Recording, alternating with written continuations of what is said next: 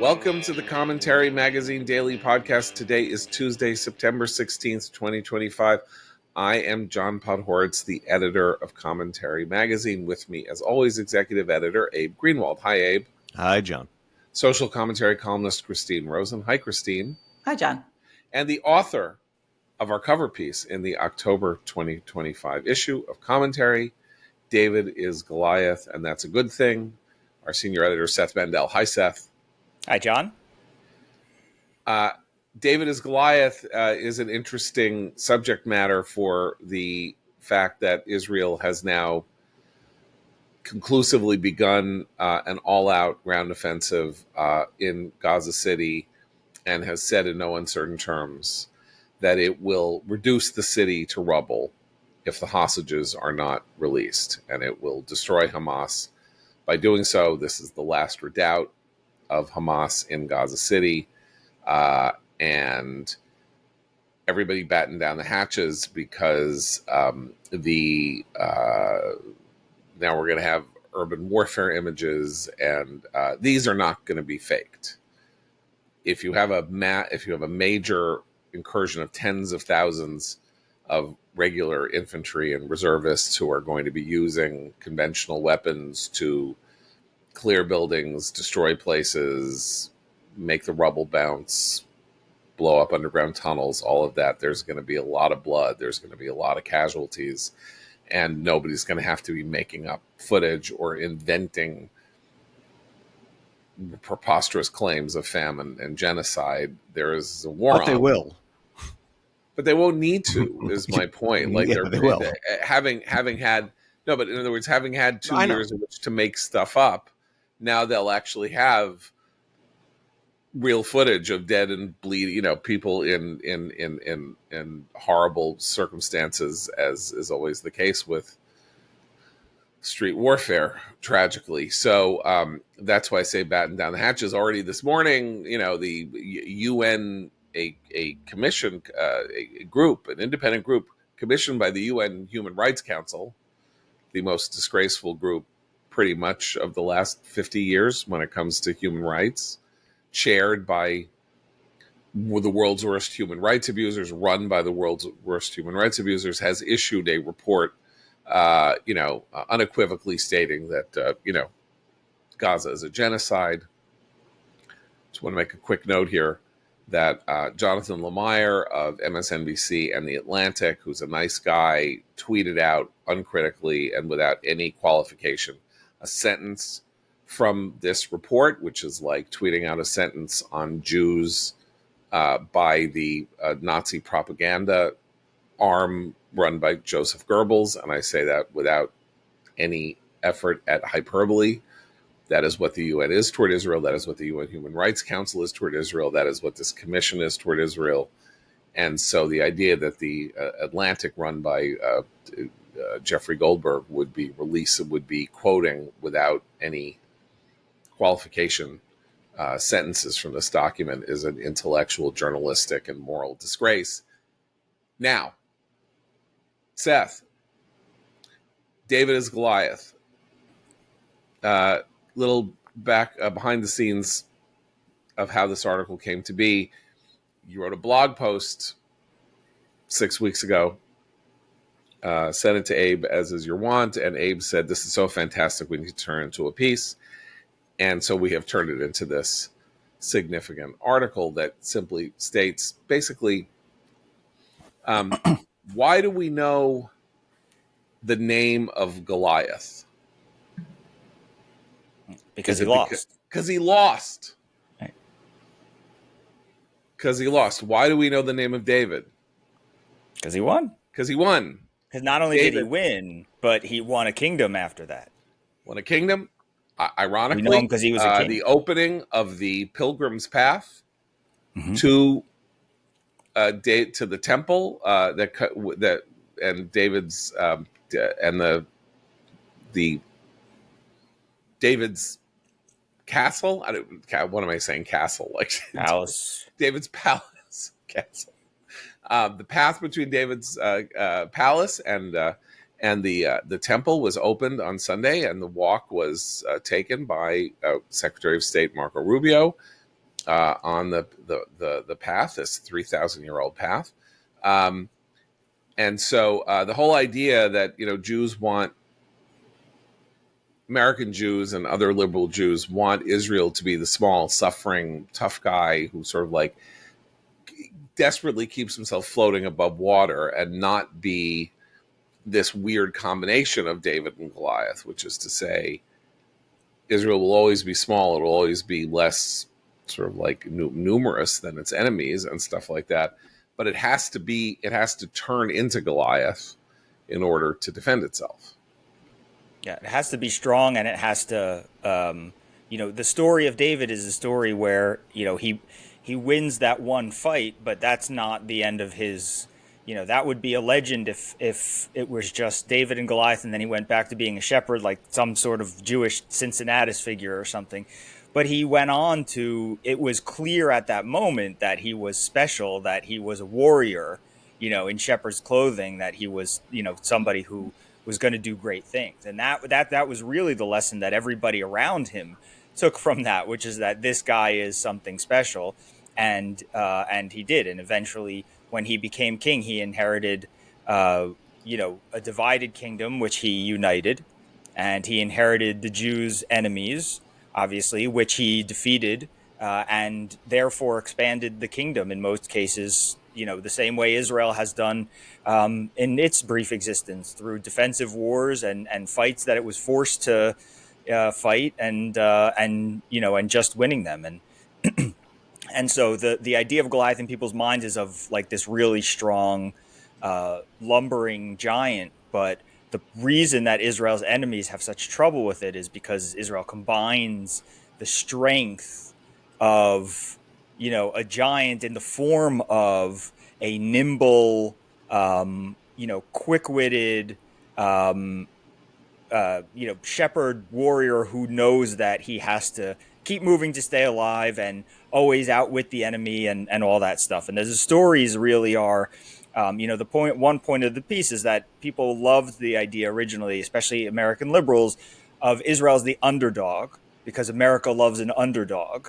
But that David was the underdog in the literal sense of being underestimated, but he won the fight.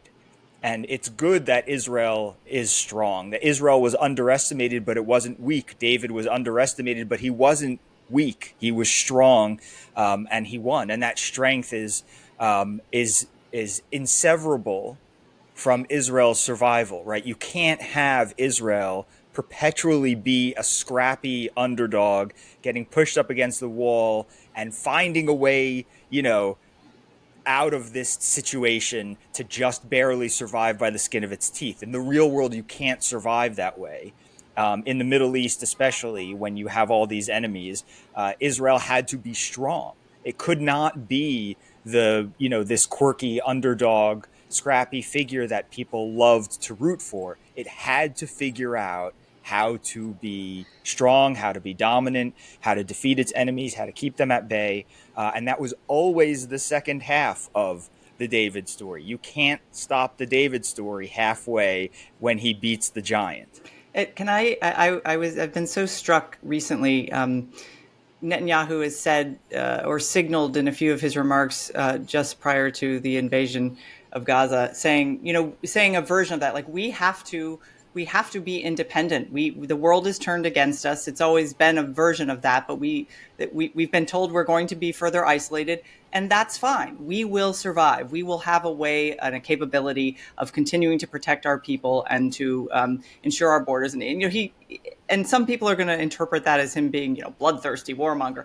I heard that as something that many of our friends have been saying, and some even on this podcast, that Israel's need to be strong and independent, including even of reliance on American support, wanting to not, needing it at a certain point, but also not wanting it in terms of its sense of itself, as that's a positive development. That's actually shows a country that is getting stronger with each generation rather than becoming dependent on anything. And it struck me that that's going to pose a real challenge to all of these people, some of them on the right, a lot more of them on the left, who say we shouldn't have anything to do with Israel, who are either anti-Semites or, anti-Israel in whatever capacity. Israel is doing the thing that they claim they've wanted to see Israel do for many generations. And I think their unwillingness to acknowledge that strength, and we will see all of this in the fallout of this current military activity. That's why I think, Seth, your piece is so great, because it shows this longer history and this longer sense of nationhood and what it means to the Israeli people when they are forced to defend themselves. And so I'm just curious if you have any take on Netanyahu's recent remarks in that regard. Well, I think that's the other part of the article, which is, I mean, I don't know how much that it really is like Sparta so much, but well, hold on. but You should explain that. So Bibi yesterday said two things. He said we need to become an autarky, which apparently terrified everybody in Israel who doesn't know the meaning of the word autarky, because they thought he was saying, and it's autocracy. Autocracy. An autarky is a term for a completely self-sufficient sovereign land. That they should read the Golden Thread. It explains that in the book. Yes. Now we're back to the Golden Thread. 3 times now we've mentioned the Golden Thread in a week. Okay. So autarky is, and it's almost impossible in the present circumstance, but is a completely self-sufficient polity, is called an autarky. And he said, it's not Athens or Sparta, Bibi. He said, we need to be Athens and a super Sparta. Why did he say a super Sparta? Because Sparta loses to Athens, and a super Sparta might actually, in the Peloponnesian War, and a super Sparta might win. So, or not the Peloponnesian War, like part of the Greek wars. Anyway, so the super Sparta and Athens, and then everybody in Israel has a complete meltdown, because why is he talking about Sparta? What does he mean? What is this? And in fact, I think what he's saying is largely uncontroversial, that it has been clear since Biden started futzing around with releasing weaponry to Israel that had already been authorized and appropriated by Congress, that in the future, and given the nature of the United States, that Israel was going to have to make sure that it had the means to defend itself completely independently without having to buy arms from somebody else, that it needed a domestic military infrastructure to build and make arms, and then also in a more complicated way to sink them, to create underground facilities so that they could not be taken out from the air, not like the Hamas tunnel system, but but basically that now they needed, they couldn't just rely on Iron Dome, they needed to have a more complicated structure. And because everybody in Israel goes completely psychotic every time Bibi opens his mouth, they all went psychotic, although I don't think in the end any of this that he said is anything that would have come as a surprise to Ben Gurion or Begin or anybody who was in the founding of the country, or or his own spiritual leader, Jabotinsky, that Israel exists because Jews cannot rely on people elsewhere in the world to make sure that they will survive the efforts to destroy them. And this is just would be the logical result of a country that is getting rich and successful and has goods that it can sell and all of that, is that it should be devoting its resources to seeing about building a domestic defense industry, so that if it gets cut off, if President Ocasio-Cortez says, I'm not sending you those weapons that that Congress said you could get, or Congress says no more weapons for you, it is not cut off, and then its enemies come together and attack all at once. I think people need to understand that the setup now, the way that Israel and the U.S. Cooperate on weapons development and the fact that Israel isn't completely self-sufficient is not because Israel couldn't build those weapons or whatever. It's because it makes more sense to do it this way for both countries, right? The U.S. and Israel. Yeah. So the president, it's liberal globalism. It is you don't build your own factory if you can buy something from a factory that's already making it somewhere else. Why double the cost? Why sink to right? And America it deepens the alliance. We can buy them. Yeah. It helps the American defense industry stay afloat. and it helps Israel not have to spend money spending 10 years building an airline industry so that it can build its own planes. That's Right. And like so if just somebody normal does cut off international those, economics. if Yeah, somebody does cut off those weapons, it's going to be cutting off a nose to spite a face situation. right. It's going to, and that I think is what they're talking about, which is that is there's a well, I'll say the other part, the way this jives with my piece, with the other part of my piece, is that the lesson is that there was this entire generation of American liberals who like the idea of Israel as the underdog and want to see Israel sort of return to being the underdog because that's how they understand the Jewish place in world history and all that. But it's being replaced by a generation of liberals or leftist, progressive, whatever you want to call it, is being replaced by a generation that doesn't care if Israel is strong or weak. It still wants it gone, right? So the we love Israel as the underdog was a sort of bargain, right? If you stay weak, if you don't blow up too many buildings, if you don't make a scene, if you keep your head down, we can still tell the same story we've been telling, you know, for a century now about Israel and say the same narrative and will like you. The problem now is that the people who have a conditional love of Israel are leaving the scene and they're being replaced by people who have a sort of unconditional opposition to it. And so Israel's becoming a powerful nation is being borne out, is being justified, is being vindicated, I should say, by the fact that they no longer have supporters who say, well, we'll just make sure that you don't get obliterated. You stay weak enough and we'll make sure, that there's a Nixon in the office, in the president's office, whatever, and you won't get obliterated. Those people are gone. It And so also Israel's vindicated that it has to take care of himself, and it had to be planning and preparing for Right. this moment for a long time. that generation, it allowed it plausible deniability about the activities of groups like the UN and these human rights organizations who were constantly accusing Israel of things it wasn't doing. Those folks who say, oh, it's fine because we know Israel's actually a supplicant, an underdog, like they're not, this is overblown. But it's that weird tension was allowed to continue. And now what they have are people like Mamdani running for mayor of New York saying, if Netanyahu comes to New York, I'm going to arrest him. It's something he has no legal authority to do, but that kind of rhetoric. And the younger generation who actually listen to what the Human Rights Council of the UN says and say, yes, see proof that what we were saying about genocide is true. So I think it disrupted not just the understanding of Israel's place in geopolitics, but the role of these international organizations. And they can no longer pretend not to see what those organizations do with regard to Israel. So the war's been fought for almost 2 years. This is the final offensive. What is interesting about it is that Israel will win this offensive. I mean, it is fighting it effectively with no real opposition. It's not like they are confronting a Hamas army. They're Hamas fighters. Their leadership has been decimated.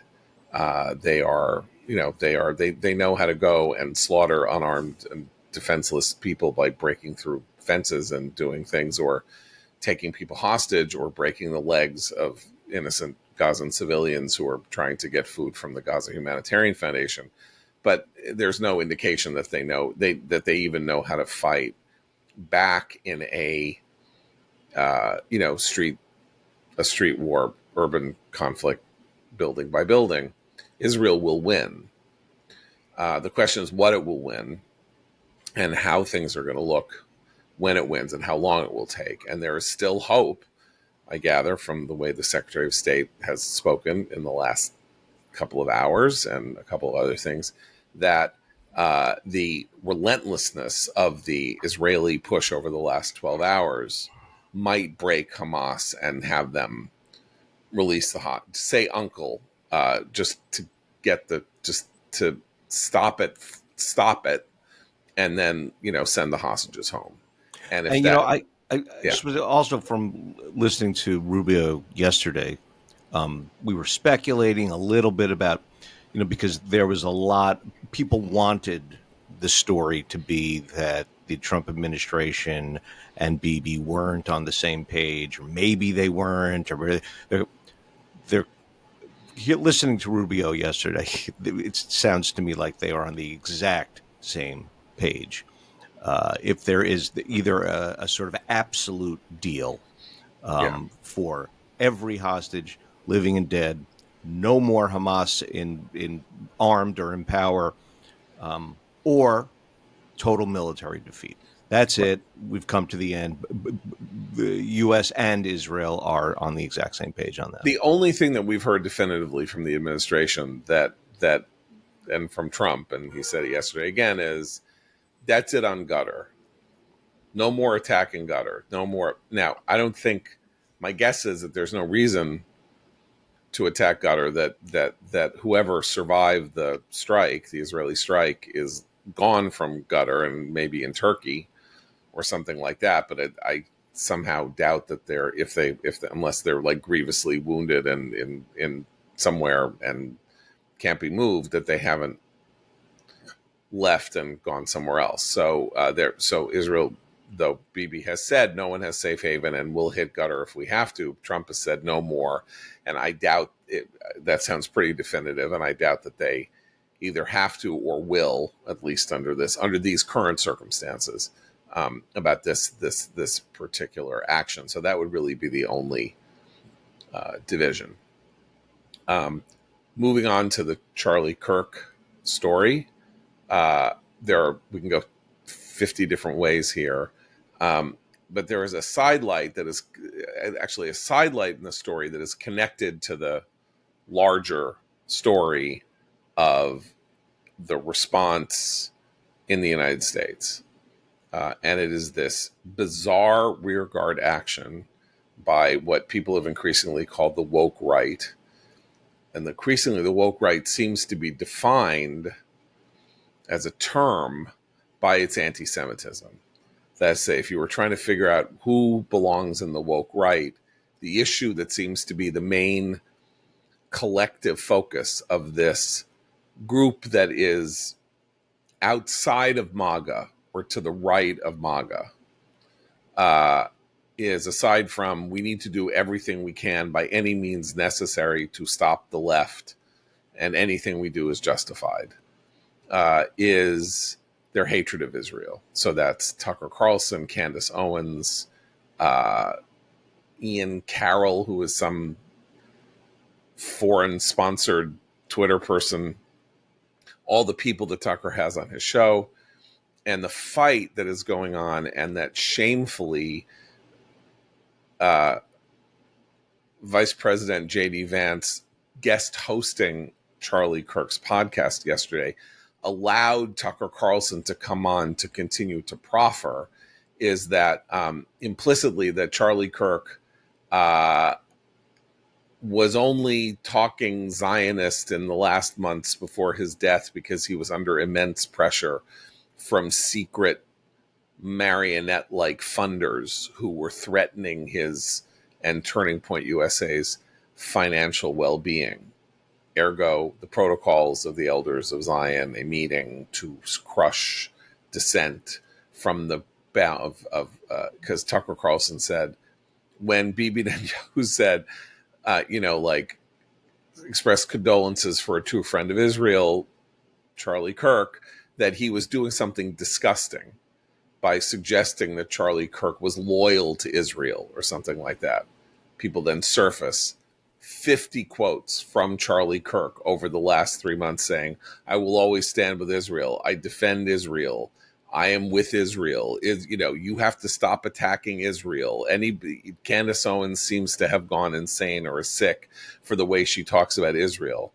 And that all of that is not a sign that he was a supporter of Israel, but rather that he was being manipulated or blackmailed into supporting Israel. Thus showing that this event, is immensely is destructive in every possible way of our civil order, and we've been talking about how the left's response is destructive of our civil order and all of that. But so here we have an example of how this is being weirdly deployed by people left, like Heather Cox Richardson, saying, no, he wasn't really a leftist or, a trans advocate. Heather Cox Richardson, by the way, is not just a respected historian, but somebody who managed to become at one point, and I don't know, maybe she still is, the most read person on Substack. Like the most. She still highly partisan historian is what the most read person on Substack. Yes, but she was respected, I would say, until she became a highly partisan promoter of things, and often cherry picks from history to make those points. I've actually lost respect for her. And she is advancing. The point is that her audience is massive. There is a false flag narrative on the left, which is that, in fact, Tyler Robinson, the alleged assassin, is Groyper, is from the far right, not the far left, and that this is all, and we're going to find out in due course. That's what's really happening here. And so, there's that bad part. There's this other false flag that Charlie Kirk wasn't a supporter of Israel and was being forced to. And so this, the one thing you could say about Charlie Kirk, I think, without, he loved Jesus Christ, and he loved Israel, and he loved the Jewish Sabbath. Those are like three things I think. And he loved Donald Trump, and he loved J.D. Vance. One other thing, though, that's important, and it was especially important in the last few years of his life, he was highly critical of the anti-Semitism on the right. It wasn't just that he was like pro-Israel; it's that he would point to his own side and say, this is not how we do things. And that was very important. And that's why he called out Candace Owens, because he knew her, and why he actually said, and I don't think he said it as a joke, I think he seriously was concerned for her mental health, because he knew her before and he saw where she had gone. And he pointed to her as an example of what could happen to the right if they continued to try to thrive in that cesspool of anti-Semitism. Right, and what happens to the human brain, what anti-Semitism does to the human brain, right? He spoke a lot about that, about just how destructive it is. Right. But the other thing is that it's just so weird that the fight over Charlie Kirk's legacy becomes Israel-centric because of Israel's haters, right? We should know that. And John, when you said earlier that, the woke right, if you want to identify them, you can usually follow the scent of anti-Semitism. And that's borne out by this. No, the fact that they have these are people on the right, American rightists, American conservatives, whatever you want to call them, who are constantly talking about, well, we're American, we're not Israeli. It's not about Israel. It's not about a foreign country. Everything's about America, America first. And when Charlie Kirk is killed, they turn the whole conversation into one about Israel and the Jews. They did that, and I just want to say, I attended the Kirk vigil in D.C. There's been, all over the place, all over the country.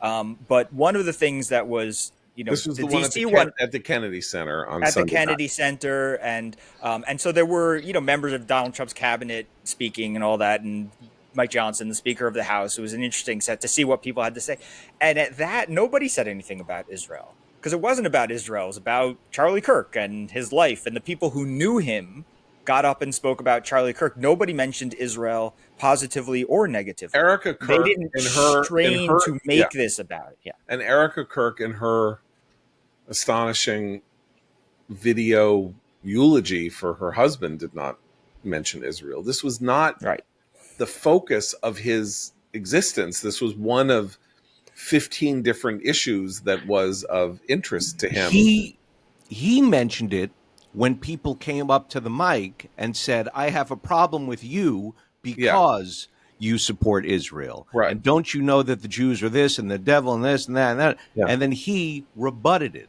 That was his position. Right. And the speakers at the Kennedy Center vigil were not people who are famous for their Israel support necessarily, right? So Tulsi Gabbard, Tulsi Gabbard, Robert F. Kennedy Jr. both spoke, and so it's not like this was intentional in some intentional way for the people on stage to sort of try to protect Israel or whatever, anything like that. It's just it wasn't about Israel. These were people who knew him. It wasn't about Israel. The interesting thing was that they all spoke.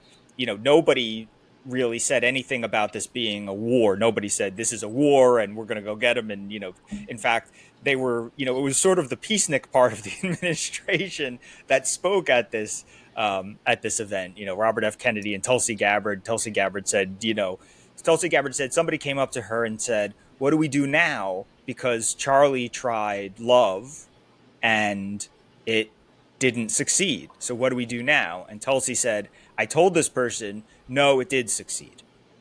That look around you, look at the movement, whatever that grew out of it." So there was like sort of an explicit, we're not at war, we're not making this about conspiracy theories, there was a sort of kind of like rational, it was just a sort of, love and God loves you and, all the other stuff. It's these people on the outskirts of it, like Tucker, and on this woke right, that have tried to transform this to really hijack it from Kirk and his friends and his family and turned it into something that they want it to be.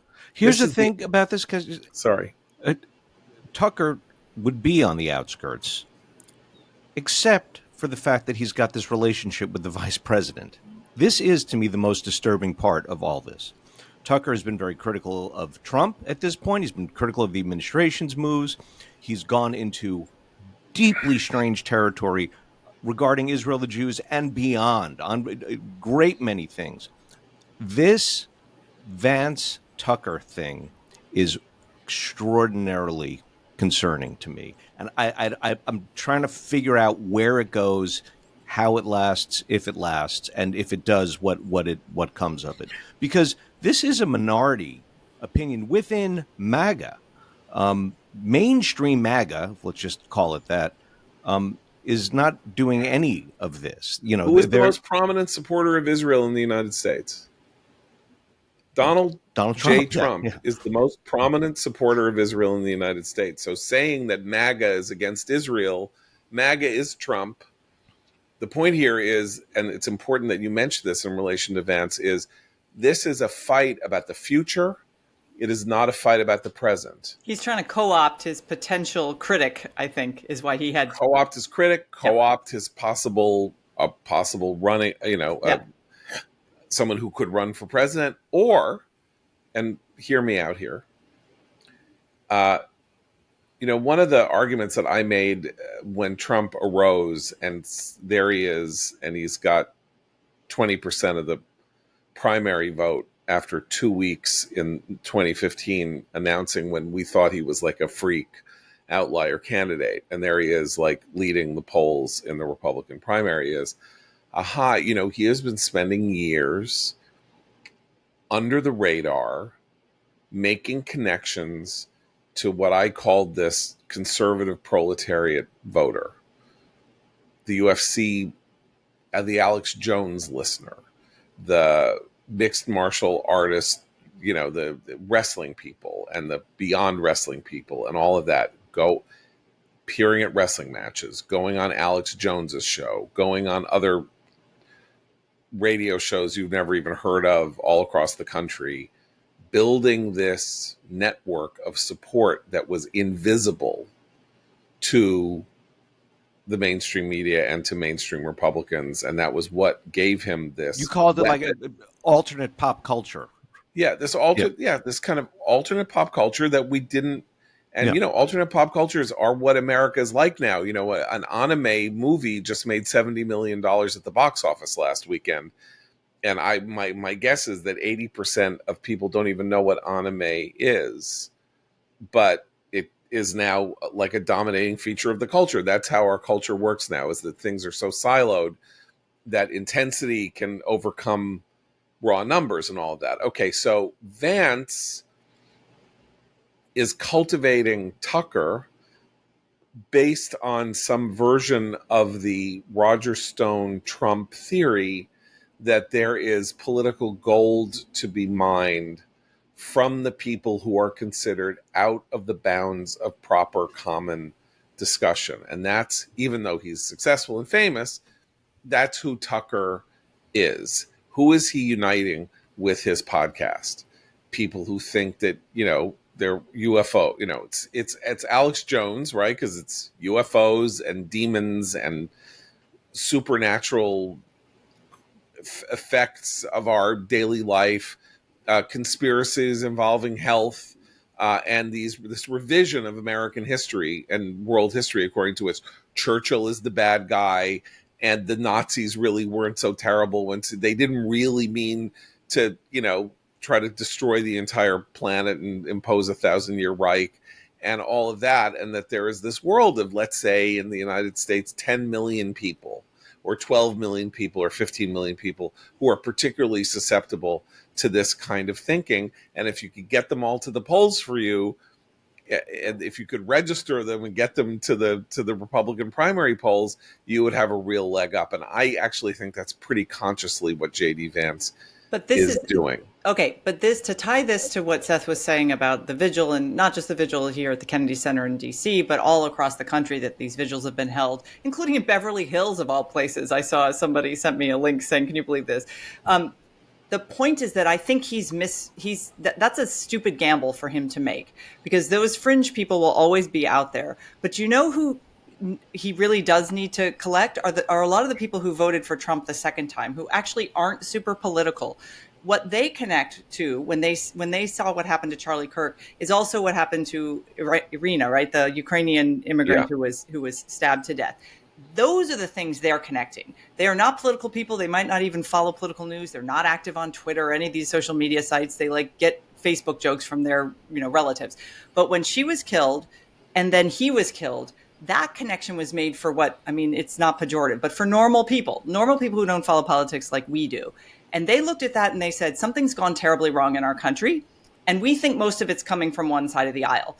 So no matter what Heather Cox Richardson and whatever, sort of liberal folks want to try to claim, that's what and certainly it's what I've heard from my friends who aren't political, who are kind of on both sides of the aisle, but mainly in the middle, have said, they're like, something in our society has broken down.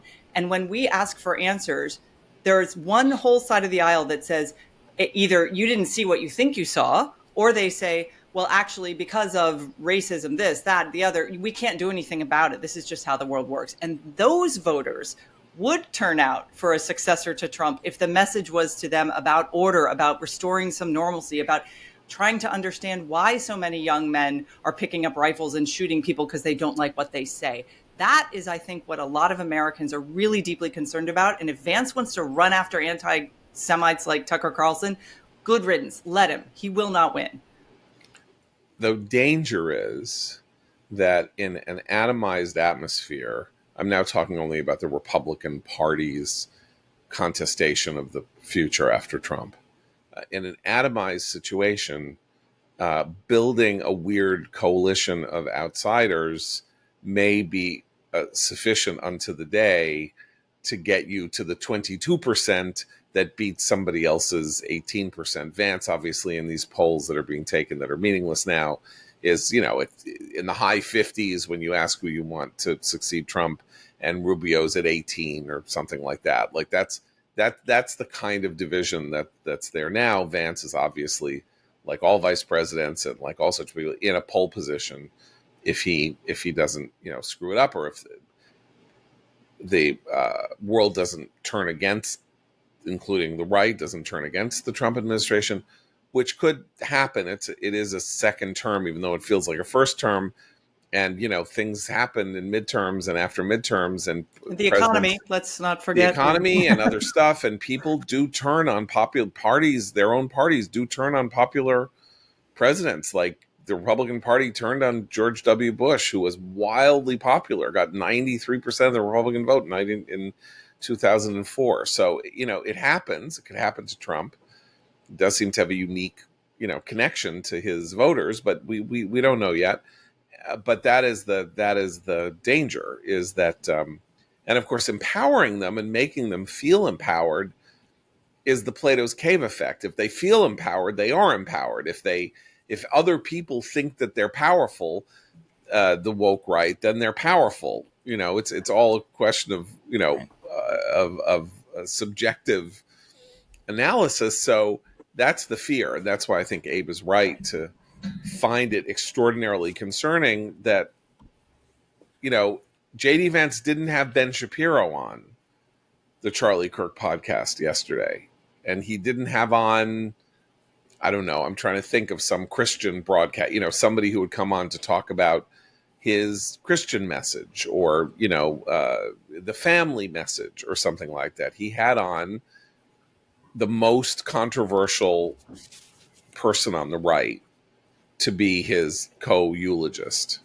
And it's also, that there's a vacuum now, right? This is the other obvious part, which is that Charlie Kirk, when we talk about, maybe we could call it the right-wing street, right? When we talk about the right-wing street, Charlie Kirk was representative of a huge portion of that, and this is all happening because he's not there. And so, to put it in sort of vulgar terms, if you're JD Vance, you don't have to court someone who's not there, right? I mean, that's not that. I don't mean that as though there's any sort of, God forbid, relief or anything on anybody's part. Everybody is, JD Vance is obviously heartbroken by his friend, but I just mean who to have on the show. Well, normally you would have Charlie Kirk on a show like this, and the show was actually called the Charlie Kirk Show, right? And that tells you that you had to cultivate him. Now, one of the things that came out at the Kennedy Center vigil was the number of people who were up there who work in the administration who credited Charlie Kirk with where they were. Caroline Leavitt is the president's press secretary, and she got up there and she said, I decided to run for Congress in Maine in 2022. This was only 3 years ago. New Hampshire? New Hampshire, I'm sorry. Excuse me, New Hampshire. I'm sorry. I decided to run for Congress in New Hampshire in the 2022 midterms, because of all the stuff that was going on. But then I won the Republican nomination, because of Kirk. Charlie Kirk decided to elevate me, and I became a person who got noticed, essentially. And 2 years later, I became the press secretary for the President of the United States. I didn't win that congressional seat, but I'm here because Charlie Kirk made me here. There's no other way around that. Anna Paulina Luna is a Republican congresswoman who said she was at a fork in the road in her life, and one of the offers on the table, the question was, do I go away to college, or do I take this job with Turning Point? But 24 hours before she was going to leave, she says Charlie Kirk called her and said, I want you to be our national Hispanic outreach director. And so she she changed the direction of her life. She was going to do other things, and instead went to work full time for Turning Point. Now she's a member of Congress. These were the things RFK said. Charlie Kirk helped, bring or organize a sort of, coalescence between come in. Yeah. And so, you have the HHS secretary, you have the press secretary, you have a congresswoman all up there saying, I'm here because of Charlie Kirk, essentially, right. Not meaning he inspired me, meaning I'm literally here because Charlie Kirk put me, deigned to support me. And that was enough. And so the thing for JD Vance is, the Republican street that's broken into these different divisions, the Charlie Kirk division, what happens now with it is an open question. But before, you would have had to court Charlie Kirk. Okay, the president's administration was up there on stage saying, I'm here because of Kirk, not I'm here because Tucker Carlson saw something in me. And now the question is there an element of the right, of the conservative street, the right-wing street, that has to be courted, that contains within it the sense of moderation that Charlie Kirk proposed? And by moderation, I mean the actual definition of the word, which is, to be a sort of moderate in spirit, and and not want to go too far in any sort of direction. Not necessarily the way people use it in terms of moderate policies, as if Charlie Kirk wasn't, really right-wing in his policies, but just moderate in terms of presenting oneself. Do you have to appeal to people of moderate temperament anymore? Is a question that is highly concerning also for the same reasons that, Abe was mentioning before. And we shouldn't. I mean, Kirk had Tucker Carlson on his show right after Carlson left Fox News. He had more recently, when people had said, "Are you sure you want to have this guy who's gotten fringy on your college tours?" He's like, "You know what? That makes me want to have him on the tour." Like he had a kind of controversialist stance towards a lot of the range of opinion on the right, which is a good thing, because it all comes back to his view of free speech and debate and argument, and the idea that that's the way you want to have these arguments in America, not through the barrel of a gun. And I think the other concerning thing we should mention in the wake of his assassination is that the Attorney General, Pam Bondi, is now saying she's going to suppress the speech of anyone who she says talks about hate speech. We have free speech in this country, and when an official of the federal government starts talking about policing speech, I get very upset. Charlie Kirk was against the idea of hate speech. There's plenty of evidence of that. And for her to say she's going to pursue people for saying things that she disagrees with or the government disagrees with, unless you are violently threatening someone using your speech, that is a separate issue. That is a threat to your life. That you can take legal and law enforcement action against. And unfortunately, many people, and this has come out more since Charlie's murder, many people have noted on the right that they have to take those threats more seriously now. But for her to start talking about the federal government getting involved in policing speech is also something that worries me. You're right to be worried, and it is this question of where this legacy goes. It is rare in modern American history for there to be a martyr on the right. We don't. There haven't. I mean, and when there have been, they're very problematic. Like the last martyr is Ashley Babbitt, the woman who was killed during the January 6th riot, and has somehow been turned into some kind of a martyr for the idea that, I don't even know what, like they went too far. We just broke into the Capitol and were rampaging through the Capitol, and then, the authorities went too far because she wasn't pointing a gun directly at the guy, at the terrified Capitol policeman, whoever it was that shot her, who was in the middle of, being stampeded, whatever. So, but everybody loves a martyr on their side, and it's a very dangerous thing because, it's a Rorschach test. Does the martyrology lead to, we need to appeal to the better angels of our nature, or does the martyrology appeal to, we need to do to them what they've done to us? And there's clearly both impulses are being expressed all over the place. But there is one thing, while we talk about Pam Bondi saying something that's like is a firing offense, and the Attorney General of the United States should not say, I will be prosecuting people for hate speech. Hate speech is protected by the First Amendment. There is, I don't even know how much case law there is on this in the history of the American courts. You can't, as far as I know, you can't shout fire in a crowded theater in theory, because you can, you could create a disturbance. And you can't say, I will kill you, or, I am coming and I will kill you if you say X, Y, or Z, or I'm coming to kill you anyway. That's not protected speech. Almost every other form of speech is protected by the First Amendment. You don't want the chief law enforcement officer of the United States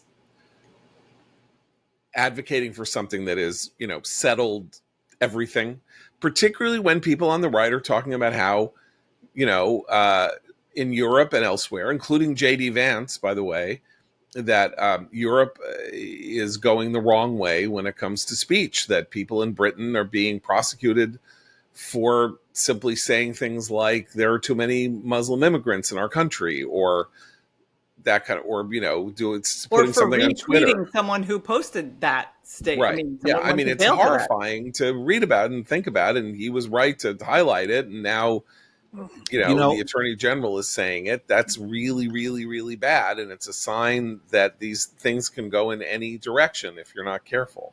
This is like always the way it goes when someone leaves a legacy, and it's like we must, in our effort to be like Charlie do exactly what he was against.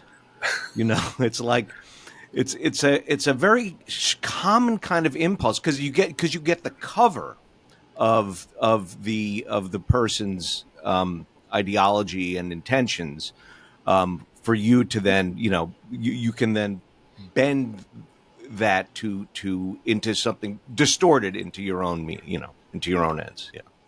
So two things emerge from that. I think one is that it's not just Pam Bondi. Stephen Miller said, "We're coming after you. We're going to get you. We're going to eat you. And then we're going to, we're going to slice you up and eat you and destroy you and all that." And in that weird, unsettling, unblinking, Pam Bondi, by the way, said those robotic remarks way on that he- Stephen Miller's wife's podcast. So I just to give you the kind of Yeah, right. So he's, senior advisor to the president of the United States. The president, now you can say, again, what can you say and what can you not say? Well, you can say whatever you want, I suppose, and then you have to be judged by it. But you can say, we need to find out if Tyler Robinson was part of something larger. We do not know. Spencer Cox, the governor of Utah, said we're pretty sure he acted alone. We do not know whether he acted alone, but that there was a crew of people who sort of knew that he was about to do this and did not alert the authorities that there was a direct threat to the life of, Charlie Kirk at Utah Valley University, right? I mean, that we don't know. And that's what they're looking into on these gamer boards and things like that.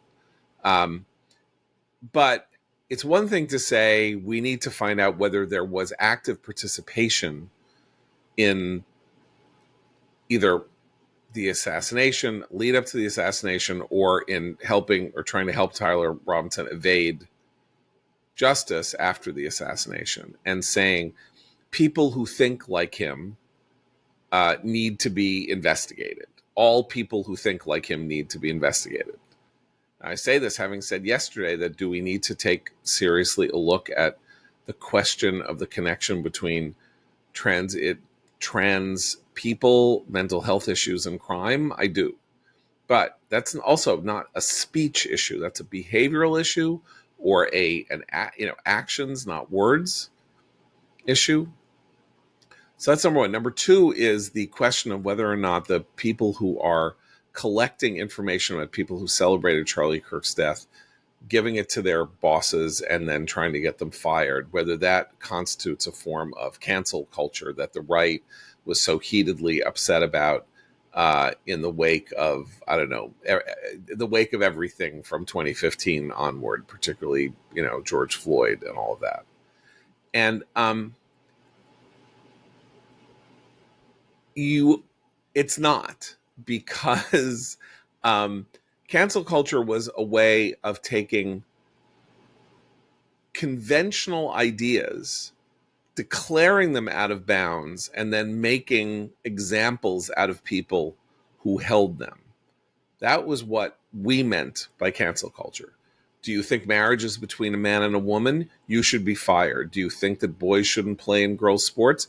You should be fired. Do you think that, crime, that the police should not be defunded, or that black people are disproportionately both the committers and victims of crime? You should be fired. These are all A, true, B, completely acceptable forms of expression or relaying facts. And then there was an entire culture that looked to destroy anybody who said this. What people are doing here is contacting employers and saying, is it okay that someone in your employ celebrated the public assassination and murder of somebody whom we watched die on social media? Is that a person you want working for you? And that's not cancel culture. I'm sorry. That is people who are openly supporting a crime, murder, and then saying that effectively there should be more of this, or if you did this to another person like Charlie Kirk, we would support that as well. Also, in the world of private employment, there is no such thing as cancel culture, by which I mean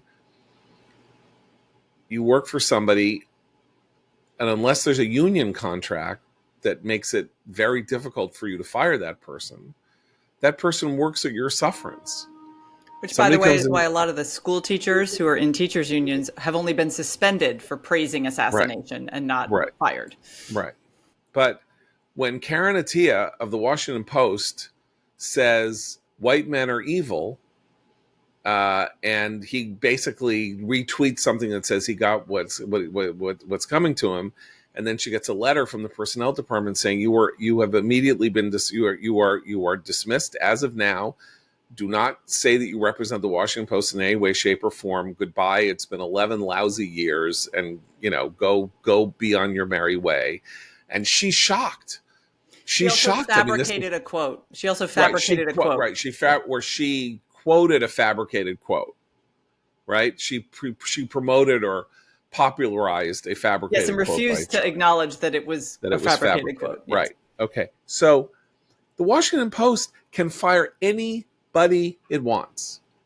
As a private employer, they already tried. The editor of the opinion section went to Karen Attiah 2 months ago and said, you should take a buyout. I'm sending you a signal.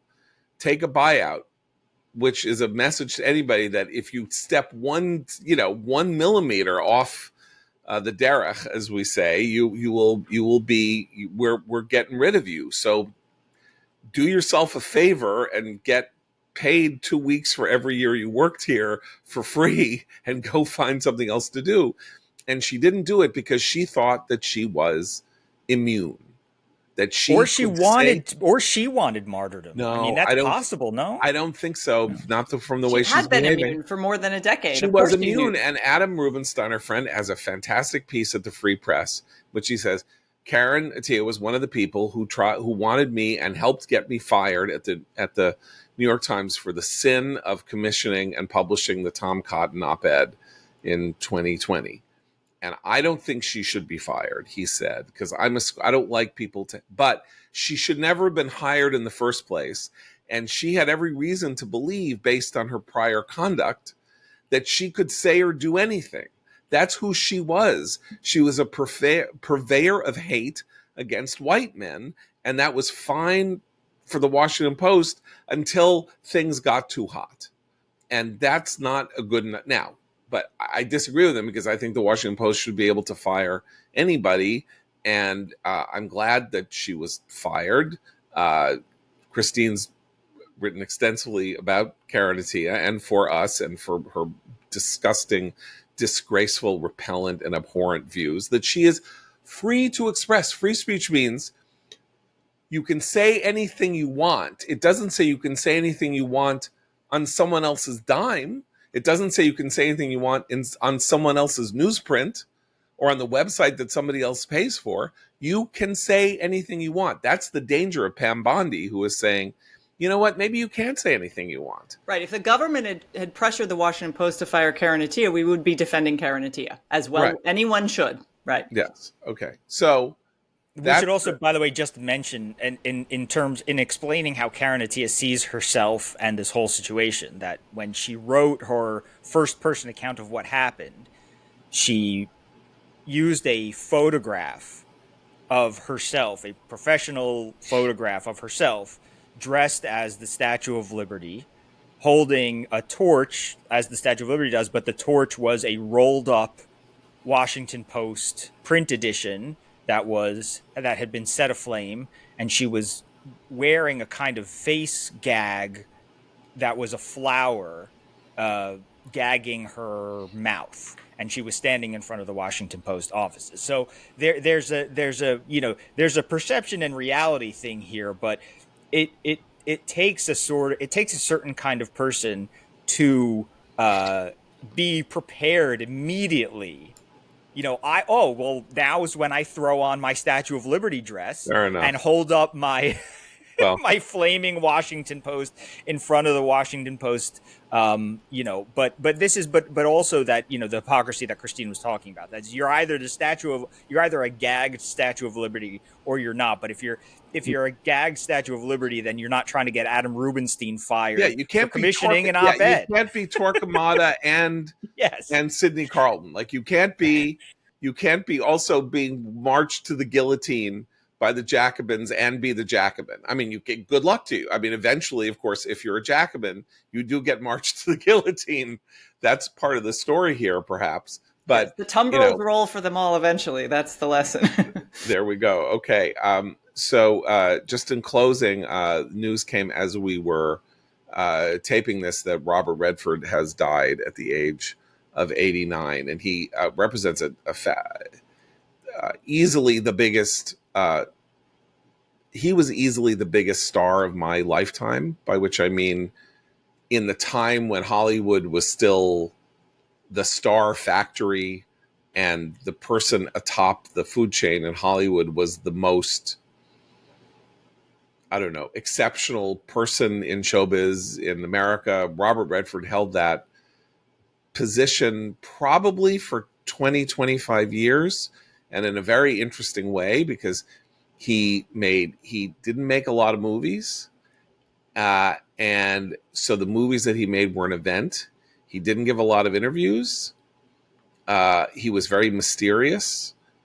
He kept himself aloof, and he was politically very active. So he and Warren Beatty were sort of like the two people who introduced the idea of Hollywood star leftism as a sort of a commodity good. He also was a promoter of the independent film and various environmentalists and this and that and the other thing.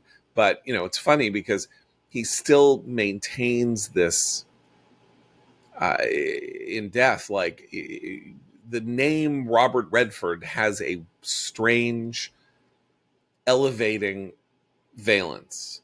Like you're not talking about an ordinary person. That's like the death of a king or the death of a of a noble or something, a person apart from the rest of us.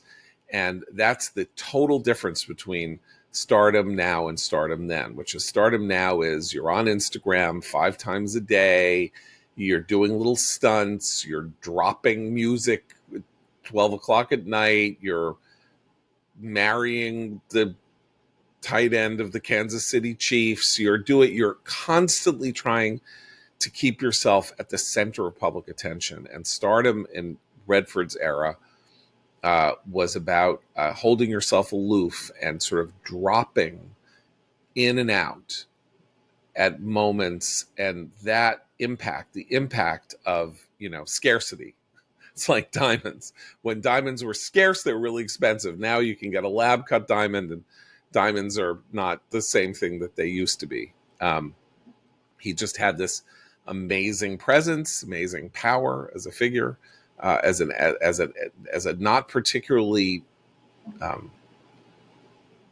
versatile actor.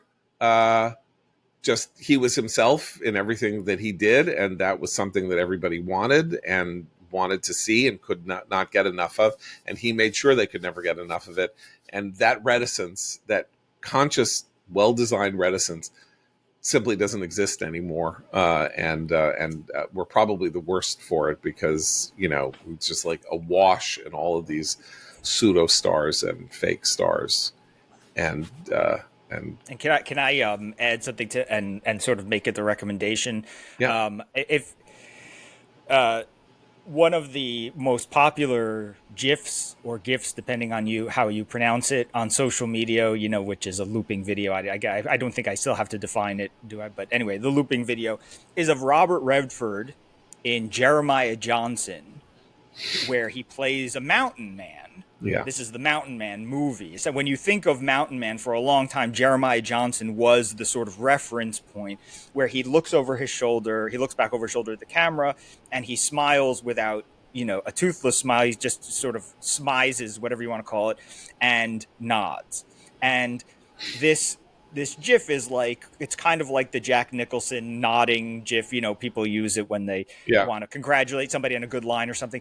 But here's the thing. He's bearded because he's Jeremiah Johnson, the Mountain Man. Thick bearded. His hair is longish, and he's sort of looking kind of squat because he's sitting on a river bend or whatever. There are an inordinate number of people who believe that this is a GIF of Zach Galifianakis. And so I Yeah, he want to. wishes. Yeah, I want to. We should make the recommendation Jeremiah Johnson or something like it, because the fact that this GIF got so popular among a generation who don't know who it is in the GIF is its own sort of thing. So learn Right. who it is that the picture you're sending around, why it matters, why that happened, And why Jeremiah people love that Johnson, clip. you have stumbled into an interesting political why can't we all get along moment, because Jeremiah Johnson, Robert Redford, Hollywood's foremost leftist, was written by John Milius. John Milius, the screenwriter, beloved, everybody loved him personally, and was very, very, very right wing, and probably the last time that Robert Redford ever worked with anybody right wing. Anybody on the off the top of your head have a Redford recommendation Butch aside Cassidy, from the Jeremiah Sundance Kid. Johnson? What's that? What? Butch Cassidy and the Butch Sundance Cassidy. Kid. Okay. That's the one I like. I have a weird one, Yeah, go ahead. which of course is my favorite type. Yes. No one will have seen it. Yes. What's that? He's in an episode of The Twilight Zone called Nothing in the Dark. It's about a old woman who believes that she saw death in person years back, and that death has been hunting her ever since. And there's a knock on the door on a cold night, and it's Redford, and she thinks he's death, and I won't tell you anything else. Yeah. It's so good. And he was one of these guys who like came up. He's a movie star, right? You don't think of, he came up, he worked in the Broadway theater. He made his big moment was starring in Neil Simon's Barefoot in the Park, which he then starred in the movies. And two funny stories about Redford is that the novel of The Graduate by Charles Webb describes Benjamin, the hero eventually played by Dustin Hoffman, as basically looking like Robert Redford, although Robert Redford was short. That's the great secret, right? He was like 5'7" or something. So he was actually in person very slight, but he did not look slight on screen, right? So, and Benjamin Bragg's supposed to be 6'2" and like the strapping blonde Aryan type. And so there was this idea Redford should play Benjamin Braddock. And Mike Nichols, the director, had this idea that the point about Benjamin Braddock was that he was kind of a loser. And that one of the reasons that Mrs. Robinson was able to seduce him was that he was an unsure and tentative person. And so Redford comes in, and Nichols already knows that he doesn't want him. And he's like, all right, when you play this scene, play it like, you just struck out with 5 different women you asked out. And Redford, according to Nichols, like Redford says, well, what do you mean? He says, like when you ask somebody out and they say no. And he's like, well, that's never happened to me. I can't play that because that's never happened to me. So that was how Nichols was able to sort of say to his producers, he can't play the part because he doesn't have any life experience similar to Benjamin Braddock's. Even as an unknown art student in the 50s in LA, everybody wanted Robert Redford. So that's anecdote. Maybe that's anecdote number one.